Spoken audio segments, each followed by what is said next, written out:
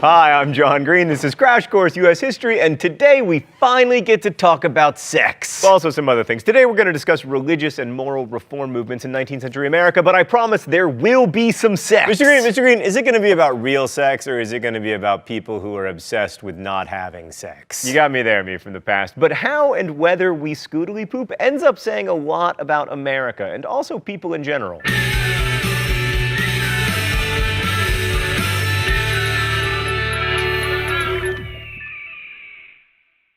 So one response to the massive changes brought about by the shift to an industrialized market economy was to create utopian communities where people could separate themselves from the worst aspects of this brave new world. The most famous at the time, and arguably still, were the Shakers, who were famous for their excellent furniture, so you can't say that they really fully withdrew from the market system. Still, Shaker communities did separate themselves from the competition that characterized free markets, especially in terms of the competition for mates. They were celibate, and therefore only able to increase their numbers by recruitment, which was made a little bit difficult by celibacy. But they did do a lot of dancing to sublimate their libidinous urges. They embraced equality of the sexes, and at their peak they had more than 6,000 members. Today, they are still one of the most successful utopian communities to have emerged in the 19th century. They have 3 members. Much more successful in the long run were the Latter-day Saints, also called Mormons, although at the time their ideas were so far out of the mainstream that they were persecuted and chased from New York all the way to Utah. In addition to the Bible, the LDS Church holds the Book of Mormon as a holy scripture, which tells of the resurrected Jesus' visits to the Americas. And while it was subject to widespread persecution and even some massacres, the LDS Church continued to grow, and in fact continues to today. So while some of these communities were based in religion, others were more worldly attempts to create new models of society, like Brook Farm. Founded in 1841 by a group of transcendentalists as a dependent clause that always ends in failure, Brook Farm tried to show that manual labor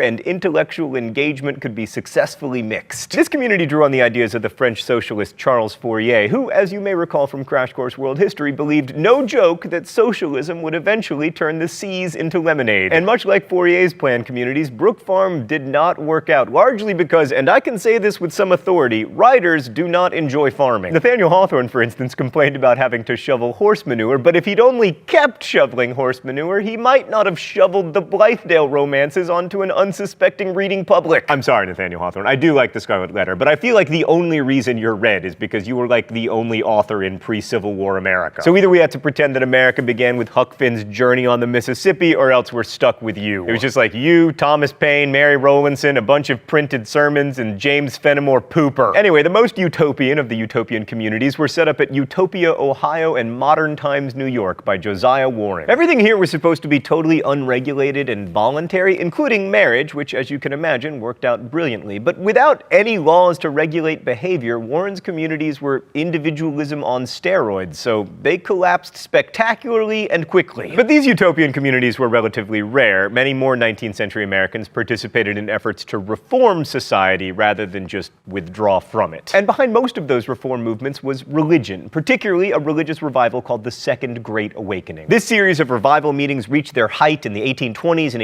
1830s with Charles Grandison Finney's giant camp meetings in New York, and in a way, the Second Great Awakening made America a religious nation. The number of Christian ministers in the United States went from 2,000 in the 1770s to 40,000 by 1845. And Western New York was the center of this revivalism. That's where Joseph Smith had his revelations. It's also where John Humphrey Noyes founded his Oneida community, in which postmenopausal women introduced teenage boys to sex, and which eventually ceased being a religious community and evolved into, wait for it, one of the world's largest silverware companies. That's right, every time you take a bite of food with Oneida cutlery, you're celebrating free love and May-December relationships. Well, more like February-December relationships.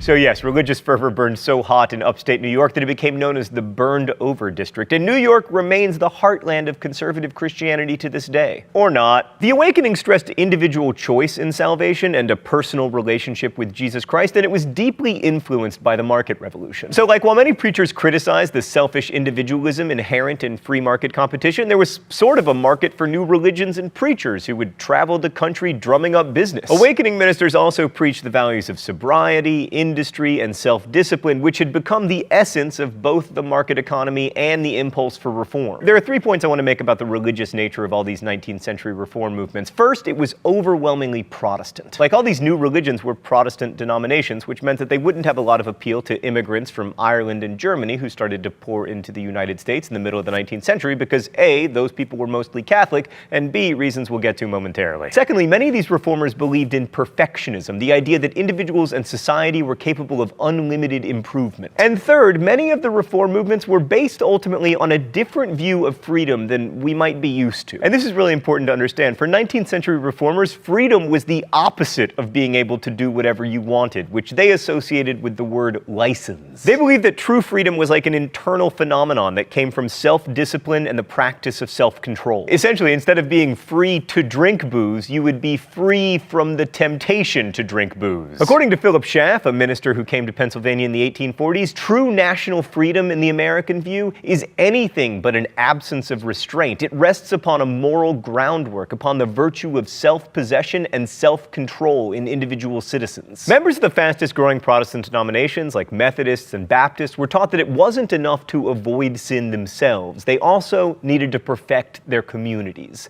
And that leads us to America's great national nightmare: temperance. Now, you're not going to see me advocate for the prohibition of alcohol, but to be fair, Americans in the first half of the 19th century were uncommonly drunk. In fact, in 1830, per capita liquor consumption was 7 gallons per year, more than double what it is now. And that doesn't even count wine, beer, hard cider, Zima, Pruno. By the way, some people like to have home breweries or whatever, but at our office, Stan's been making Pruno under the couch. The growing feeling among reformers that we should limit or even ban alcohol appealed to those Protestant ideas of restraint and perfecting the social order. And that's also precisely why it was so controversial, especially among Catholic immigrants who, A, came largely from Germany and Ireland, 2 nations not known for their opposition to strong drink, and B, were Catholic. And the Catholic Church's morality didn't view alcohol or dancing as inherently sinful the way that so many Protestant denominations did. And then we have the widespread construction of asylums and other homes for outcasts. Anyone who's ever done a bit of urban exploring knows that these places were built by the hundreds in the 19th century. Jails,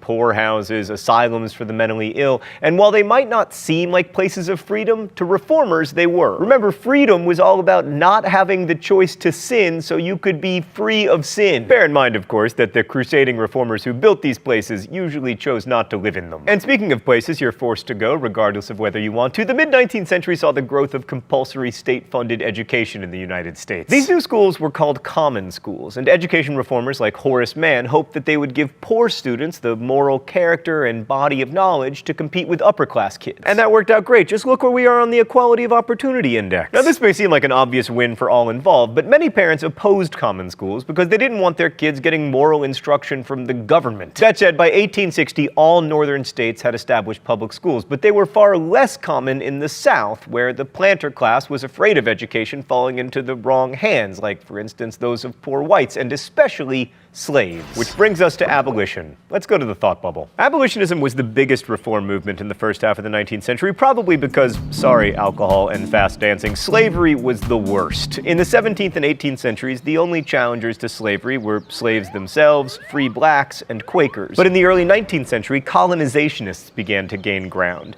Their idea was to ship all former slaves back to Africa, and the American Colonization Society became popular and wealthy enough to establish Liberia as an independent homeland for former slaves. While the idea was impractical and racist, it appealed to politicians like Andrew Jackson and Henry Clay, and some black people who figured that America's racism would never allow them to be treated as equals did choose to emigrate to Liberia. But most free blacks opposed the idea. In fact, in 1817, 3,000 of them assembled in Philadelphia and declared that black people were entitled to the same freedom as whites. By 1830, advocates for the end of slavery became more and more radical, like William Lloyd Garrison, whose magazine The Liberator was first published in 1831. Known for being as harsh as truth and as uncompromising as justice, Garrison once burned the Constitution, declaring it was a pact with the devil. Radical abolitionism became a movement largely because it used the same mix of pamphleteering and charismatic speechifying that people saw in the preachers of the Second Great Awakening, which in turn brought religion and abolition together in the North, preaching a simple message: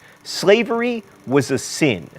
By 1843, 100,000 Northerners were aligned with the American Anti-Slavery Society. What made the radical abolitionists so radical was their inclusive vision of freedom. It wasn't just about ending slavery, but about equality, the extension of full citizens' rights to all people, regardless of race. By the way, it was abolitionists who rechristened the old State House bell in Philadelphia the Liberty Bell. Why does all this awesome stuff happen in Philadelphia? Thanks, Thought Bubble. So needless to say, not all Americans were quite so thrilled about abolitionism, which is why slavery remained unabolished. Often, resistance to abolitionism was violent, like in 1838, a mob in Philadelphia burned down Pennsylvania Hall because people were using it to hold abolitionist meetings. And you were doing so well, Philadelphia! A year later, a mob in Alton, Illinois murdered anti-slavery editor Elijah P. Lovejoy when he was defending his printing press. This was the 5th time, by the way, that a mob had destroyed one of his newspapers. Even Congress got in on the Let's Suppress Free Speech in the Press Act by adapting the gag rule in 1836. The gag rule prohibited members of Congress from even reading aloud or discussing calls for the emancipation of slaves. Seriously. And you thought the filibuster was dysfunctional. The best known abolitionist was Frederick Douglass, a former slave whose life story was well known because he wrote the brilliant Narrative of the Life of Frederick Douglass, an American Slave. But he wasn't the only former slave to write about the evils of slavery. Josiah Henderson's autobiography was probably the basis for the most famous anti-slavery novel ever, Uncle Tom's Cabin. Uncle Tom's Cabin sold more than 1 million copies between 1851 and 1854, and despite the unreadable, heavy-handed prose drenched in sentimentality, the book is a great reminder that bad novels can also change the world, which is why it was so widely banned in the South. But while based on a black man's story, Uncle Tom's Cabin was written by a white woman, which shows us that black abolitionists were battling not just slavery, but near ubiquitous racism. Like Pat Boone re-recording Little Richard to make it safe for the white kids at the sock hop. They had to fight the pseudoscience arguing that black people were physically inferior to white people or just born to servitude, and they had to counter the common conception, still common, I'm afraid, that there was no such thing as African civilization. Oh, it's time for the mystery document? The rules here are simple. If I guess the author of the mystery document, I do not get shocked. Let's see what we got today. Beloved brethren, here let me tell you and believe it, that he, Lord our God, as true as he sits on his throne in heaven, and as true as our Savior died to redeem the world, will give you a Hannibal. And when the Lord shall have raised him up and given him to you for your possession, O my suffering brethren, remember the divisions and consequent sufferings of Carthage and of Haiti. But what need have I to refer to antiquity, when Haiti, the glory of the blacks and terror of tyrants, is enough to convince the most avaricious and stupid of wretches? All right, Sam, this is going to take some serious critical thinking skills, so let's break this down. So the author's clearly African-American and admirer of the Haitian Revolution, which means this was written after 1800. Plus he references Hannibal, who Crash Course world history fans will remember almost conquered the Romans using freaking elephants. And Hannibal was from Carthage, which I don't need to tell you is in Africa. He also warns that Haiti is the terror of tyrants, referencing the widespread massacring of white people after the Revolution. Okay, that's what we know. And now we shall make our guess. Henry Highland Garnett? I hate myself! It's David Walker. I'm not going to lie to you, Stan. I don't even know who that is, so I probably deserve this. That's how you learn, fellow students. It's not about positive reinforcement. It's about shocking yourself when you screw up. I got a 3 on the AP American History test, so I should know. So black abolitionists like Frederick Douglass, Henry Highland Garnett, and apparently David Walker were the most eloquent spokesmen for the idea of equal citizenship in the United States for black and white people. In his 1852 Independence Day address, by the way, international viewers, our Independence Day is July 4th, so he gave this speech on July 4th. Frederick Douglass said, "Would you argue with me that man is entitled to liberty, that he is the rightful owner of his own body? You have already declared it. Must I argue the wrongfulness of slavery? There is not a man beneath the canopy of heaven that does not know that slavery is wrong for him." And in the end, the sophistication and elegance of the black abolitionists' arguments became one of the strongest arguments for abolition. If black people were better off enslaved and inherently inferior, how could anyone account for a man like Frederick Douglass? Abolitionism, at least until after the Civil War, pushed all other reform movements to the edges. But I just want to note here at the end that it's no coincidence that so many abolitionist voices, like Harriet Beecher Stowe, for instance, were female. And their work toward a more just social order for others transformed the way that American women imagined themselves as well, which is what we'll be discussing next week. I'll see you then. Thanks for watching. Crash Course is produced and directed by Stan Muller. Our script supervisor is Meredith Danko. The associate producer is Danica Johnson. The show is written by my high school history teacher, Raul Meyer, and myself, and our graphics team is Thought Cafe. If you have questions about today's video, you can ask them in comments, where they'll be answered by our team of historians. You can also suggest captions for the Libertage. Thanks for watching Crash Course, and as we say in my hometown, don't forget to be awesome.